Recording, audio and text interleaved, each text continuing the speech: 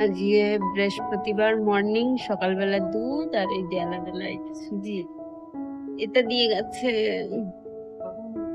আজকে সপ্তমতম দিন আমাদের সকালের ব্রেকফাস্ট ঘুগনি রুটি।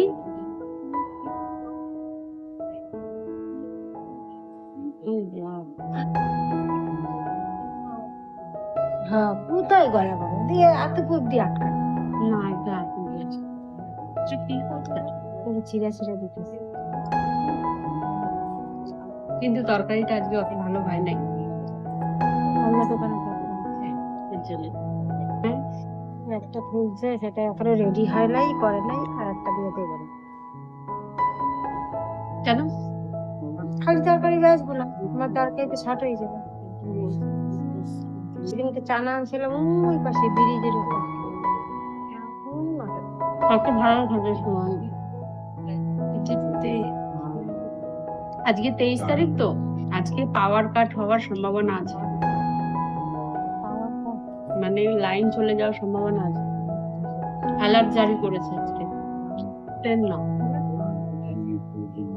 যুদ্ধ হচ্ছে না, তো আমাদের এখানে এমার্জেন্সি কতটা কি সতর্কতা সেই জানার জন্য সব শুনেছি, এবার জানি না সঠিক।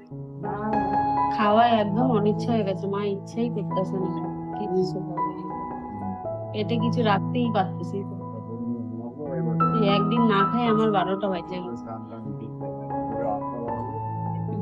ঠান্ডা বরফ হয়ে যাবে, আর খেতে ইচ্ছে পারবে না।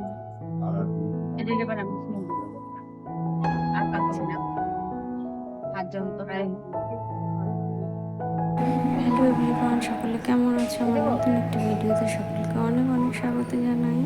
আজকে ব্রেকফাস্ট আমি করিনি, কারণ ভাল লাগছিল না। তো মায়া বাইরে থেকে একটু ঘুগনি আর একটু পাউরুটি নিয়ে এসেছিল, আমার আরেকটু ঘুম আছে, তো ওটাই খেয়েছি। খেতে খেতে মায়ের সাথে একটু কথা বলছিলাম। তো শেষ পর্যন্ত খাওয়া দাওয়া কমপ্লিট করলাম, দিয়ে একটু শুয়েছিলাম, কারণ আজকে শরীরটা খুব একটা বেশি ভালো ছিল না। বাট সাডেনলি এসে বললো যে আমার একটা টেস্ট আছে, তো যাচ্ছি আমরা ফিজিওলজিতে। আমরা যেখানে মানে আমি যেখানে কেবিন একদম তার বিপরীত সাইডে, সেখানটাই যাচ্ছিলাম আমার লিফট থেকে। ফিজিওলজি টেস্ট আছে, তো সেই জন্য রেডি হয়ে চলে গেছিলাম ফিজিওলজি টেস্ট করার জন্য। টেস্ট ফেস্ট করে ঠরে তারপরে আমরা আবার ফেরত মানে আসছি আমার যেখানে কেবিন, বেডে ফেরত আসছি। তো সেইখান থেকেই দেখুন ভিউটা অনেক সুন্দর ছিল, তো ওই জন্য আমি ভিডিওটা করলাম। এখানে অনেকটা বড় বিল্ডিং, এখানটা অনেকটা বড় এলাকা নিয়ে জায়গা। এই দেখো, এই বিল্ডিংটা দিয়ে মাত্র বেরোলাম, এই বিল্ডিংটাতেই আমার ফিজিওলজি টেস্ট ছিল, একদম শেষ মাথায়।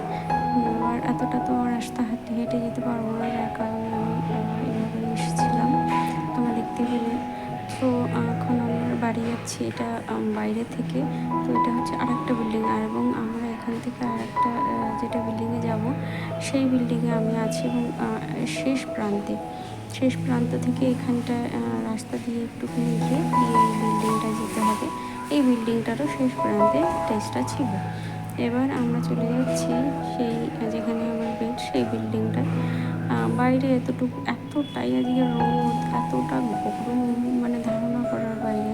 প্রচণ্ড পরিমাণে আজকে গরম ছিল, ভীষণ গরম, ঠিক আছে। তো কী করবো আর, সেই কারণে সামান্য একটুকু জায়গা আমাদের যেতে হলো।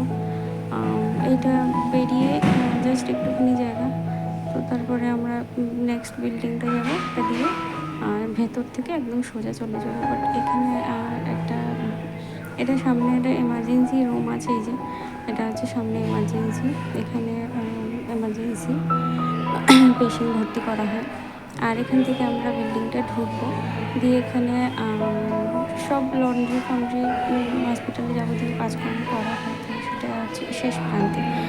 ওই কারণে এখানে একটা আমাদের যাওয়ার পথে একটা রন্ধনশালা, যেখানে রান্নাবান্না করা হয়, ক্যান্টিন নিচে গেলে মা ঠান্ডা, বললো দিয়ে গেলে ক্যান্টিনটাই যাবি, তাহলে কিছু তোর যদি ভেতর পছন্দ দিয়ে গেলে হয় ঠান্ডা না খেয়ে ধরছে, আসবি। চলো সো বাইরে সেই দিয়ে। কারণে এখান থেকে সোজা গিয়ে ফেরার পথে আমি মাকে বললাম ঠিক আছে তাহলে চলো।